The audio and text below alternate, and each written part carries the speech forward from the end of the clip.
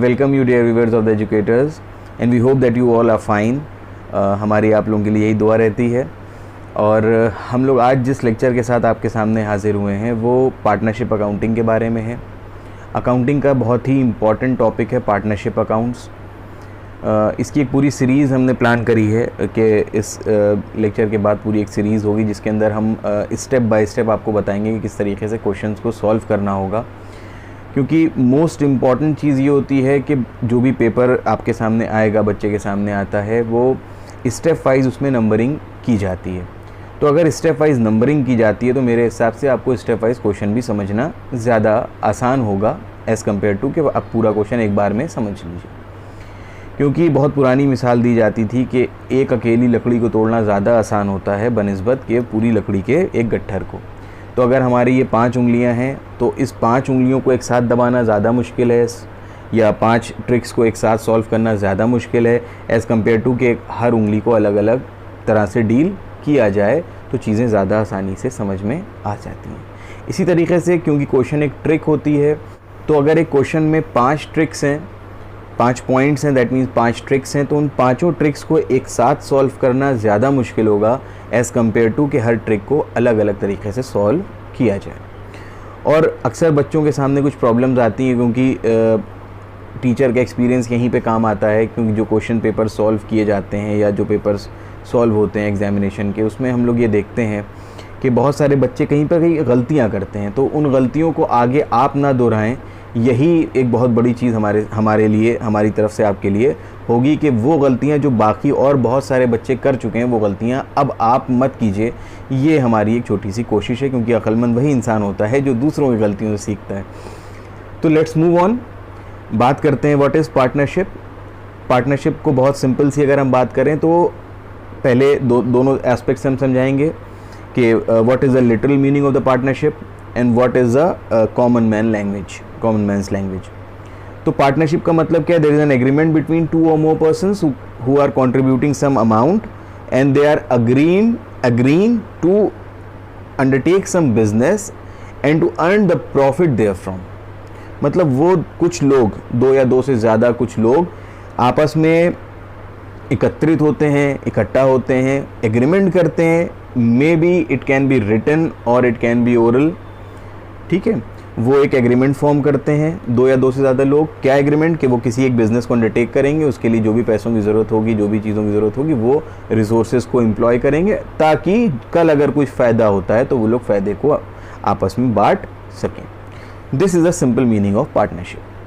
तो अगर हम इसको एक कॉमन मैन लैंग्वेज की ज़बान में बात करें तो पार्टनरशिप एक तरीके का रिश्ता होता है 2 लोगों के बीच में, और उन रिश्तेदारों को कहते हैं पार्टनर्स। ये 2 लोग आपस में मिलते हैं, एक रिश्ता फॉर्म होता है, उस रिश्ते का नाम होता है पार्टनरशिप, और ये दोनों उस रिश्तेदारी के सेंस में आपस में रिश्तेदार हो जाते हैं और इनको आपस में क्या कहते हैं? पार्टनर्स। तो पार्टनरशिप के लिए ज़रूरी नहीं है कि सिर्फ इंडिविजुअल्स के दरमियान ही पार्टनरशिप हो, कि 2 इंडिविजुअल्स ही पार्टनरशिप कर सकते हैं, हम और मेरा दोस्त ही नहीं। हम और कोई और फर्म पार्टनरशिप कर सकती है, 2 फर्म्स पार्टनरशिप कर सकती हैं। मतलब there can be an number of combinations that can form partnership और that can lead to the partnership businesses. तो इसके बारे में और डिटेल्स बहुत सारी हैं, वो दूसरे लेक्चर में हम लोग कोशिश करेंगे अपलोड कर दें, क्योंकि आज हम लोग अकाउंटिंग पे बात कर रहे हैं। तो अकाउंटिंग के लिए हम आगे बढ़ते हैं। अकाउंटिंग समझने से पहले हमें 2 बातें यहाँ पे बहुत ज़्यादा क्लियरली समझनी पड़ेंगी, that will form the base of the whole series. This is the base. We have to distinguish between 2 different type of expenses. There will be 2 different expenses. The first one will be known as the charge to the profit and another will be known as the appropriation to the profit. आप screen पे देख लीजिएगा। There will be 2 different things, charge to the profit and appropriation to the profit. There is a difference between these 2 type of expenses या these 2 things. इसके बारे में details, theoretical details आपकी books में मौजूद होंगी। हम यहाँ पे इन शॉर्ट चीज़ों को बताते हैं जिससे कि आपको अकाउंटिंग करने में कल आसानी हो जाए। किस तरीके से हम इसको समझाते हैं, ध्यान दीजिएगा। Charge to the profit means that deducts your profit all the expenses which are compulsory in nature. You have to pay off these expenses whether you are earning your profits or you are incurring the losses. You have to pay these expenses at a compulsory term. This is known as charge. For example, हम और मेरा एक दोस्त है mister x, हम दो लोग एक बिज़नेस को अंडरटेक कर रहे हैं, पार्टनरशिप बिजनेस है. Suppose during this period of lockdown हमको उस जगह का एक रेंट देना पड़ता है. That is rent is a compulsory thing. हो सकता है कि हम एक महीना ड्यू करके दे दें, लेकिन we have to pay that thing. तो rent is a compulsory thing and rent is payable to the person who is either my partner or not. मतलब ये ज़रूरी नहीं है कि हम वो जो जगह किराए पे ले रहे हैं वो किसी बाहर वाले से व्यक्ति से ही ले रहे हो. नहीं, हो सकता है अपने पार्टनर से ही जगह हम किराए पे ले रहे हो बिज़नेस करने के लिए और हम दोनों लोग उसी बिज़नेस प्रेमाइसेस में बिज़नेस को अंडरटेक कर रहे हो. तो ये ज़रूरी नहीं है कि वो किसी बाहर वाले से ही ज़मीन लिए हो, कमरा लिया हो, दुकान ली हो, मकान लिया हो, लेकिन हो सकता है अपने पार्टनर से ही हमने वो एग्रीमेंट के रेशियो में हमने ले लिया हो कि हम तुमको रेंट देंगे, हमको तुम ये ज़मीन दे दो, हम लोग साथ में बिज़नेस करेंगे. तो चाहे वो कोई बाहर वाला व्यक्ति हो, means it can be a third person और it can be the partner. But अगर हम कंपल्सरी बेसिस पे वो पैसा दे रहे हैं फॉर द रेंट, तो ये रेंट हमारे लिए क्या हो जाएगा? चार्ज. मतलब हमें इस टाइम पे प्रॉफिट नहीं हो रहा है, हमें इस टाइम रेवेन्यू जनरेशन नहीं हो रहा है, then also I am paying my rent. That means rent is a charge. Similarly अगर हमारा कोई फॉर एग्जांपल कोई एम्प्लॉय हमारे क्या, हमारा मैनेजर है, हमारे क्या कोई क्लर्क है, हमारा रिसेप्शनिस्ट है, हमारे यहाँ कोई टेलीकॉलर है, हमारा एडवर्टीज़मेंट एजेंसी वाला है, हमारा अकाउंटेंट है, उसको हमें सैलरी देनी है. प्रॉफिट हो या ना हो, वी हैव टू पे सैलरी टू देम. तो सैलरी भी क्या हो गई? एक कंपल्सरी पेमेंट हो गया जो कि हमें करना ही करना है. तो ये भी क्या हो गया? इसको भी क्या कहेंगे? हम चार्ज कहेंगे. तो कोई भी ऐसा खर्चा जो कि कंपल्सरीली हमें देना है, चाहे किसी थर्ड पर्सन को चाहे पार्टनर को, कंपल्सरीली देना है अगर आपको कोई खर्चा, that is known as charge. और ये चार्ज कहाँ लिखा जाता है? ये चार्ज पीएल के डेबिट साइड में लिखा जाता है. You have to clear the thing in your mind. ठीक. तो अब बात आती है एप्रोप्रिएशन क्या है. एप्रोप्रिएशन टू द प्रॉफिट का मतलब है कि प्रॉफिट में से अभी भी हमने कुछ पेमेंट किया, लेकिन ये पेमेंट करने का तरीका और नज़रिया बदल गया. एप्रोप्रिएशन करते वक्त, प्रॉफिट को एप्रोप्रिएट करते वक्त हमने पैसों को इस तरीके से बांट दिया कि वो हमारे पास से कम नहीं हुए. पेमेंट भी हुआ किसी को, लेकिन वो कम नहीं हुए. मतलब मान लीजिए ये 5 पार्टनर्स हैं, हमने पांचों पार्टनर्स या पांचों हेड्स में अलग अलग पार्टनर्स के नाम से ही रख दिए. फॉर एग्जांपल हमारे पास जो प्रॉफिट हुआ, हमने उस प्रॉफिट को रिज़र्व, उस प्रॉफिट में से कुछ रिज़र्व बना दिया, कुछ हमने बोनस की तरह रख दिया, कुछ पार्टनर्स के इंटरेस्ट ऑन कैपिटल को देने के लिए रख दिया, कुछ कमीशन को देने के लिए रख दिया, कुछ हमने पार्टनर्स की सैलरी के लिए पैसा रख दिया. मतलब पार्टनर्स को ही मिलेगा, लेकिन अलग अलग नामों से. पहले वाले केस में और इस वाले केस में देखिए 2 फ़र्क हैं, बहुत सिंपल से. चार्ज के वक्त हम अगर इसको डेली लाइफ एग्जांपल से लें, हमने सैलरी कमाई, हम घर लेके आए, लाते साथ ही हमने बिजली का बिल जमा किया, हमारे क्या कुछ जो राशन और सौदा आना था उसका जो पेमेंट पिछले महीने का ड्यू रहता है ना, 1 महीने बाद मान लीजिए हम पेमेंट करते हैं, तो वो मान लीजिए हमने पेमेंट कर दिया. गाड़ी में पेट्रोल डलाना था, ठीक है, सब्ज़ी वगैरह लानी थी और बहुत सारे पेमेंट थे. अब मान लीजिए फॉर एग्जांपल केबल का कुछ खर्चा था, या डीटीएच रिचार्ज करना था, या मोबाइल रिचार्ज करना था, बहुत तरह के खर्चे होते हैं घरों में. ये सब खर्चे हमने कर दिए. ये खर्चा करने से क्या नतीजा निकला कि आपका वो जो पैसा जो आप घर लेके आए थे एज ए सैलरी, वो ख़त्म हो गया, कम हो गया. ये कंपल्सरी पेमेंट थे जो आपको कर नहीं करने थे और किसी थर्ड पर्सन को ज़ाहिरन कर रहे थे आप इन मेजर केसेस. तो ये खर्चे जो मेजर केसेस में किसी थर्ड पर्सन को किए जाते हैं और कंपल्सरी नेचर होते हैं और इनको करने से आपके प्रॉफिट में कमी आ जाती है, तो ये सारे खर्चे क्या कहलाते हैं? Charge to the profit. इसी तरीके से अब जो पैसे बचे इन सारे खर्चे करने के बाद, अपनी सैलरी के जो पैसे बचे, उन पैसों में से हम क्या करते हैं? कुछ पैसे अपनी जेब में अंदर, अपने वॉलेट के अंदर कहीं मोड़ के छोटी सी जेब में रख लेते हैं. कुछ लोग क्या करते हैं? बेड के नीचे घुसेड़ देते हैं पैसे. कुछ क्या करते हैं? अलमारी में किताबों के बीच में रख देते हैं. स्टूडेंट ज़्यादा करते हैं, आप लोग करते होंगे. और कुछ लोग क्या करते हैं? फ्रिज के अंदर जो साइड में पॉकेट्स होती हैं उसके कवर में, उसके अंदर पैसे रख देते हैं. कुछ लोग शेयर्स में लगा देते हैं, कुछ लोग बैंक्स में रख देते हैं, कुछ लोग गुल्लक में डाल देते हैं. मतलब अलग अलग तरीके से आप लोग करते हैं ताकि वक्त ज़रूरत, कभी अगर ज़रूरत पड़ती है इन एनी केस, तो आपके पास ये पैसे आपको आसानी से मिल जाएं, हासिल हो जाएं. तो देखिए दोनों केसेस में पेमेंट किया आपने, दोनों केसेस में आपके पास से पैसे गए। पहले वाले केस में जब पैसे जा रहे थे तो वो कम हो रहे थे, लेकिन अभी जो पेमेंट्स आप कर रहे हैं, जो पैसे आपके पास से जा रहे हैं, वो कम नहीं हो रहे हैं, बल्कि वो बट रहे हैं बिटवीन डिफरेंट थिंग्स, जो कि कल आपको वापस मिल जाएंगे। ठीक है, और ये किसी थर्ड पर्सन के पास नहीं जा रहे हैं। तो देखिए क्या डिफरेंस निकला चार्ज में और एप्रोप्रिएशन में। आप स्क्रीन पे देखेंगे कि चार्ज कंपलसरी था, एप्रोप्रिएशन कंपलसरी नहीं है। ज़रूरी नहीं है बेड के अंदर से आवाज़ें नहीं आएंगी मेरे पास पैसे रख दो, मेरे पर वॉलेट से आवाज़ें नहीं आने लगेंगी मेरे पर्स में पैसे नहीं है जेब में रख दो, नहीं आएंगी आवाज़ें। फ्रिज की पॉकेट से आवाज़ नहीं आना शुरू हो जाएगी। लेकिन अगर आपने अपने घर में आने वाले दूध वाले को पैसे नहीं दिए तो वो दूसरे दिन आपसे कहना शुरू कर देगा पैसे नहीं मिले, पैसे दे दिए। तो चार्ज कंपलसरी होता है, एप्रोप्रिएशन कंपलसरी नहीं होता है। चार्ज किसी 99% केसेस में किसी थर्ड पर्सन को दिया जाता है, लेकिन एप्रोप्रिएशन बाहर वाले को कभी भी नहीं दिया जाता है। चार्ज टू द प्रॉफिट की वजह से प्रॉफिट में कमी आ जाती है, एप्रोप्रिएशन में प्रॉफिट में कमी नहीं आती, बल्कि प्रॉफिट कई डिफरेंट हेड्स में बट जाता है। ये एक छोटा सा डिफरेंस था बिटवीन चार्ज एंड एप्रोप्रिएशन। अब हम आगे बात करते हैं। क्वेश्चन में अगर कोई भी ऐसा आइटम दे रखा है जो कि चार्ज का नेचर का है, मतलब कोई भी मैनेजर का कमीशन हो, पार्टनर का रेंट हो या किसी लैंडलॉर्ड का रेंट हो, इलेक्ट्रिसिटी चार्जेस हो, आपके मोबाइल का रिचार्ज हो, या कोई भी खर्चा हो, अगर गिवन है तो the first condition will be that you have to deduct that profit या you have to write that particular expense in the debit side of your PL account. आप पीएल अकाउंट बनाएंगे सबसे पहले। आप स्क्रीन पे देखेंगे अभी कि सबसे पहले अगर चार्ज गिवन होगा तो हम 2 अकाउंट पहले बनाएंगे। पीएल एप्रोप्रिएशन तो बनाना ही बनाना है आपको, क्वेश्चन में गिवन है। पीएल आपको बनाना पड़ेगा। अगर चार्ज है क्वेश्चन में, कोई कंपलसरी खर्चा दे रखा है, तो you have to prepare the PL account. You can see on the screen, you have to prepare the PL account and you have to write that particular expense on the debit side of the PL account. तो जो question में आपके given profit होगा, उस profit में से charge को पहले माइनस कर लीजिएगा। जो बचेगा that profit will now be distributed among the partners, that will be used या that will be written in on the credit side of the PL appropriation account. तो यहाँ पे तो मैंने चार्ज और एप्रोप्रिएशन के बीच में फ़र्क को बता दिया। अब हम बात कर लेते हैं कि पार्टनरशिप के एप्रोप्रिएशन में कौन कौन से आइटम आते हैं, कौन कौन सी चीज़ें हैं जो पार्टनर्स को मिलेंगी। तो सबसे पहले ध्यान रखिएगा कि पीएल एप्रोप्रिएशन अकाउंट फर्म के एंगल से बनाया जाता है और इसमें फर्म के सारे खर्चों को डेबिट में लिखा जाता है और फर्म को मिलने वाली तमाम जितनी भी इनकम्स होती हैं उनको क्रेडिट में लिखा जाता है। Means all the expenses will be debited and all the incomes will be credited.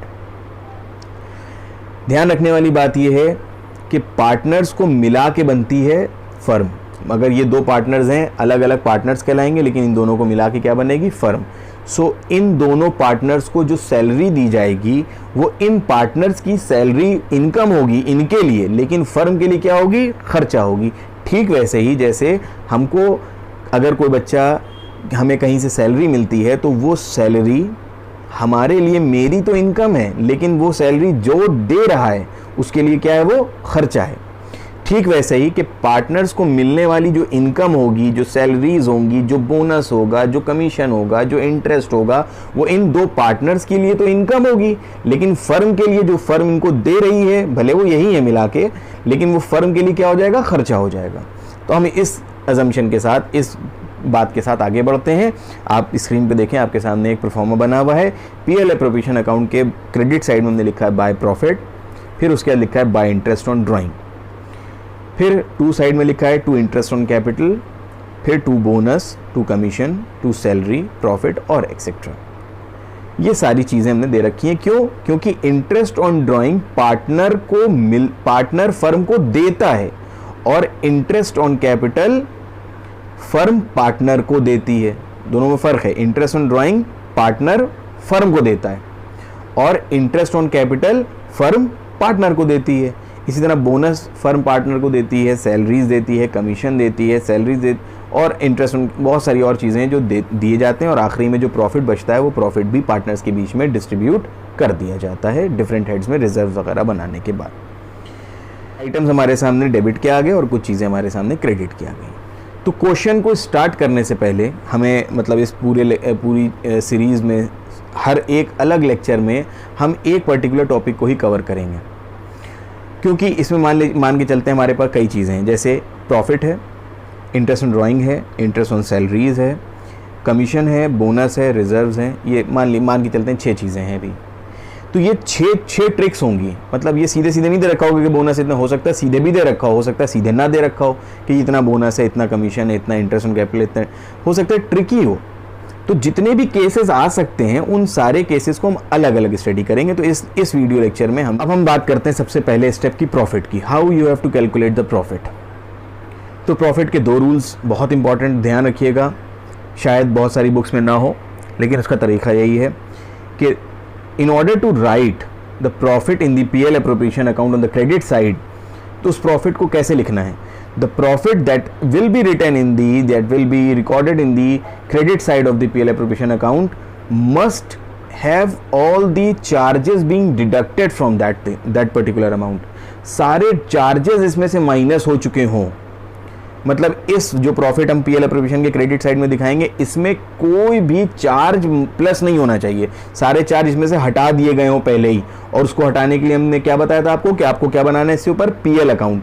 तो पहले अगर कोई चार्ज इसमें इस प्रॉफिट में शामिल है, क्वेश्चन में जो आपके प्रॉफिट दे रखा है, इस क्वेश्चन वाले प्रॉफिट में अगर कोई चार्ज इंक्लूडेड है, लिखा है क्वेश्चन में कि बिफोर चार्जिंग दीज थिंग्स या बिफोर चार्जिंग रेंट, अगर लिखा है कि the profit for the year before charging any rent, example देखिए क्वेश्चन में स्क्रीन पे कि लिखा है the profit for ₹1 lakh before charging the rent of the premises. इसका मतलब इस 1 लाख रुपए के प्रॉफिट में अभी रेंट माइनस नहीं हुआ है। So for that you have to prepare, कैसे बना, देखिए पीएल अकाउंट आपने बनाया, बाय साइड में आपने लिखा by PL, rent for example 10,000 रुपए है, रेंट आपने माइनस किया 10,000, तो नाउ द प्रॉफिट इज 90,000। ये 90,000 आप पीएल एप्रोप्रिएशन के क्रेडिट साइड में अब लिखेंगे, मतलब वो 1 लाख वाला नहीं लिखेंगे। क्यों? क्योंकि हमें कभी भी चार्ज नहीं लिखना है, एप्रोप्रिएशन में वो प्रॉफिट लिखा जाएगा जिसमें से चार्ज माइनस हो गया है। अगर माइनस हो, अगर मान लीजिए लिखा होता आफ्टर चार्जिंग रेंट, एक दूसरा केस है, अगर लिखा होता कि the profit for the year ended is 1 lakh rupees after charging the rent of 10,000, तो यहां पे हम कुछ ना करते, हम सीधे 1 लाख रुपए उठा के पीएल के क्रेडिट साइड में लिख देते। लेकिन क्योंकि पहले वाले केस में क्या था, रेंट माइनस नहीं हुआ था तो माइनस किया, दूसरे वाले केस में रेंट माइनस हो चुका है ऑलरेडी, चार्ज माइनस हो चुका है, तो हम उसको सीधे सीधे 1 लाख रुपए ही लिख देंगे। तो ये तो पहला केस हो गया। द सेकेंड केस, प्रॉफिट के 2 केसेस बहुत इंपॉर्टेंट हैं, ये यहाँ पे बच्चे बहुत कंफ्यूज हो जाते हैं, हम हर पॉइंट बताते रहेंगे जहाँ पे मेजॉरिटी बच्चों को मैंने कंफ्यूजन देखा है बच्चों में, और देखा है कि कहाँ पे बच्चे जो हैं वो क्वेश्चंस को गलत करते हैं। मेरी कोशिश, फिर मैं रिपीट करूँगा, यही रहेगी कि आप वो गलती ना कीजिए जो और बच्चे कर चुके हैं, क्योंकि आप अक्लमंद होना है, आपको बेवकूफ़ नहीं बनना है। अब वो गलतियाँ आपको अब नहीं करनी है बच्चों जो पहले बच्चे कर चुके हैं, ठीक है, आपको हमसे यही फ़ायदा मिलना है। दूसरा पॉइंट मैंने आपसे कहा कि दूसरा प्रॉफिट के अंदर एक रूल होता है कि एप्रोप्रिएशन का कोई भी आइटम ऑलरेडी माइनस ना हुआ हो। फॉर एग्जांपल लिखा है कि क्वेश्चन में आप देखिए कि if the profit for the year ended is ₹1 lakh after charging the interest on capital of ₹10,000, मतलब अभी हमने क्या है, प्रॉफिट हमारा 1 लाख रुपए दे रखा है जिसमें हमने इंटरेस्ट ऑन कैपिटल ऑलरेडी 10,000 रुपए माइनस कर दिया है। तो ये रूल क्या है कि प्रॉफिट हमें वो लिखना है जिसमें चार्ज माइनस हो चुका हो लेकिन एप्रोप्रिएशन अभी माइनस ना हुआ हो। ये दूसरा रूल है, एप्रोप्रिएशन नहीं माइनस होना है। तो अगर एप्रोप्रिएशन माइनस हो गया है तो जोड़ दो। अगर क्वेश्चन में लिखा है कि profit for the year ended is 1 lakh rupees and the interest on capital has been charged for ₹10,000, तो आपको क्या करना है, देखिए को स्क्रीन पे, बाय पीएल अकाउंट 1 लाख में 10,000 रुपए अभी क्या हो चुके हैं, हमने कहा माइनस हो चुके हैं, तो 1 लाख प्लस 10,000। अब इसका मतलब और नया जो ओरिजिनल प्रॉफिट जो पीएल एप्रोप्रिएशन के खाते में जाएगा वो कितना आएगा, 1,10,000। मतलब अगर इंटरेस्ट ऑन कैपिटल माइनस हो चुका था या कोई भी, यहाँ पे सैलरी भी हो सकती थी, यहाँ पे बोनस भी हो सकता था, यहाँ पे कमीशन भी हो सकता था, अगर कोई भी पीएल एप्रोप्रिएशन का कोई भी आइटम आपके क्वेश्चन में प्रॉफिट से माइनस हो चुका है तो you have to add up the thing. देखिए जैसे मैंने बोर्ड पे किया है, 1 लाख रुपए का प्रॉफिट था, 10,000 रुपए इसमें से इंटरेस्ट ऑन कैपिटल माइनस हो चुका था, तो हमने 1 लाख में 10,000 रुपए हमने जोड़ दिए और स्क्रीन पे आपके सामने आ गया 1,10,000 रुपए। लेकिन अगर क्वेश्चन में ये होता कि the firm has earned the profit of 1 lakh rupees before charging any of the appropriation, मतलब अभी तक कोई अप्रोप्रिएशन माइनस नहीं हुआ, बिफोर चार्जिंग मतलब अभी तक कुछ माइनस नहीं हुआ है। तो सिंपली हम क्या करते हैं, पीएल अप्रोप्रिएशन के देखिए आप बाय में क्या लिखते हैं, बाय पीएल 1 लाख रुपीज़। तो ये 4 केसेस हमने बताए, 2 के 4 केसेस बने। I repeat the things, screen पे एक बार में हम समरी दे देंगे। अगर चार्ज पीएल में कौन सा, पीएल अप्रोप्रिएशन में कौन सा प्रॉफिट लिखना है, सवाल ये है। तो पहला स्टेप, अगर चार्ज माइनस नहीं हुआ है तो you have to deduct, for that you have to prepare the PL account, और माइनस करने के बाद जो प्रॉफिट आएगा वो आप पीएल अप्रोप्रिएशन में लिखेंगे। दूसरा स्टेप क्या था हमारा, दूसरा स्टेप ये कि अगर पीएल का आइटम माइनस हो चुका है, चार्ज माइनस हो चुका है, तो प्रॉफिट एज इट इज़ लिख देंगे हम। तीसरा, अगर पीएल अप्रोप्रिएशन का कोई भी आइटम अभी तक चार्ज नहीं हुआ है प्रॉफिट से, तो हम कुछ नहीं करेंगे, सेम प्रॉफिट को लिख देंगे। एंड द फोर्थ केस, ये फोर्थ सीक्वेंस बदल दिया है, जो एक्सप्लेनेशन दिया था उससे सीक्वेंस हो सकता है बदल गया हो। एंड द फोर्थ केस, अगर पीएल अप्रोप्रिएशन का कोई भी item, that is interest on drawing, interest on capital, salary, bonus, commission, reserve etcetera etcetera, अगर माइनस हो चुका है, लिखा है आफ्टर चार्जिंग, तो तुमको जोड़ना पड़ेगा उन सारे खर्चों को जो उस प्रॉफिट में से माइनस हो चुके हैं, तुम उनको जोड़ोगे और फिर उसको पीएल अप्रोप्रिएशन के बाय में लिखोगे। तो ये पहला स्टेप हो गया, ये प्रॉफिट को निकालने का बेसिक तरीका है। यहाँ पे अगर गलती हो गई तो पूरा क्वेश्चन गलत हो जाएगा। तो this is the first step. Next lecture में हम लोग बात करेंगे इंटरेस्ट ऑन ड्राइंग की, और for that, for now, thank you for all for watching us. और अगर अभी इसमें कोई दिक्कत आती है, कोई प्रॉब्लम आती है, तो you can directly contact us without any hesitation. हमारा व्हाट्सएप ग्रुप का लिंक नीचे डिस्क्रिप्शन बॉक्स में है, हमारे कॉन्टैक्ट्स डिस्क्रिप्शन बॉक्स में गिवन है। For now, thank you, have a nice day.